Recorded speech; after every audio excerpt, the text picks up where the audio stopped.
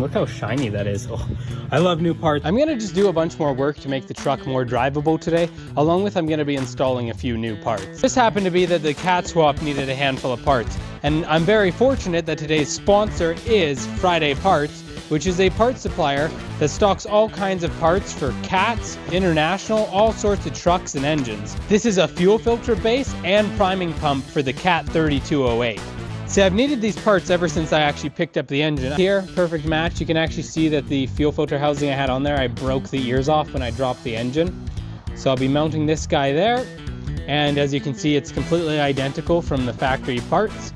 And this nice new priming pump, which is actually higher volume than the one that's on there. So that's awesome.